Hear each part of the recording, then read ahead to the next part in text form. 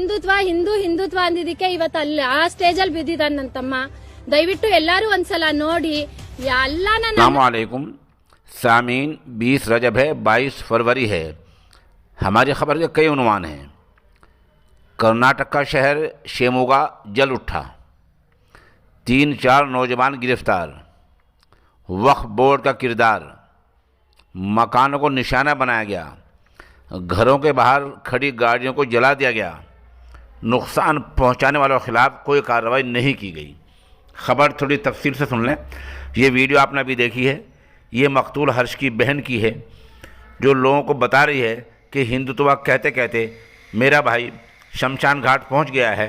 लोग हिंदुत्व या मुस्लिम कोई भी ऐसा काम ना करे जो नफ़रत का काम हो और जिससे हिंदू मुस्लिम में कोई झगड़ा पैदा होता। कर्नाटक के शहर शिमोगा के नालबंद वाड़ी इलाके में अक़लियती समाज के घरों को निशाना बनाया गया है। हालात इस कदर ख़राब हैं कि इंतज़ामिया ने पहले दफ़ा 144 नाफिज की और अब कर्फ्यू लगा दिया गया है।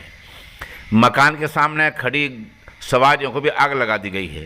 अब देखना है कि वहाँ मकान के सामने गाड़ियाँ क्या खड़ी होती हैं। 2 व्हीलर खड़े होते हैं, जिन मोटरसाइकिलें हैं, बाइक हैं, और सामान की बार बारदारी, सामान ढोने के लिए वहाँ काफ़ी गाड़ियाँ घरों के बाहर लोग खड़ी करते हैं, जिनको वहाँ टाटा एस कहा जाता है। वो गाड़ियाँ बहुत ज़्यादा जला गई हैं, उनका नुकसान बहुत ज़्यादा हुआ है। इस दौरान वहाँ एक मजहबी मकाम को भी निशाना बनाया गया, अगरचे थोड़ा निशाना बनाया गया। हर्ष की लाश को आखिर रसूमात के लिए ले जाया जा रहा था। इस दौरान बीजेपी के लीडरान ने नौजवानों को भड़काया। पत्थरजनी में 6 मुस्लिम नौजवान ज़ख्मी हुए हैं, जो अस्पताल में ज़ेर इलाज हैं, जिनकी तस्वीर हम दिखा रहे हैं आपको। सहाफ़ियों को भी चोटें आई हैं। शिमोगा के सेगेहट्टी इलाके के नज़दीक नालबंदी इलाके में कम ही मुस्लिम रहते हैं। इन्हीं के मकानों को निशाना बनाया गया है। खौफ की वजह से इस इलाके से 300 ख़वातीन को, 300 औरतों को महफूज मकामात पर पहुँचाया गया है। पुलिस ने बजरंग दल के कारकुन हर्ष के कत्ल के इल्ज़ाम में जिन नौजवानों के नाम लिखे हैं, उन्होंने जांच में मदद के लिए खुद ही पुलिस के हवाले कर दिया है। वो खुद ही पुलिस थाने पहुंच गए हैं, उनसे जांच चल रही है।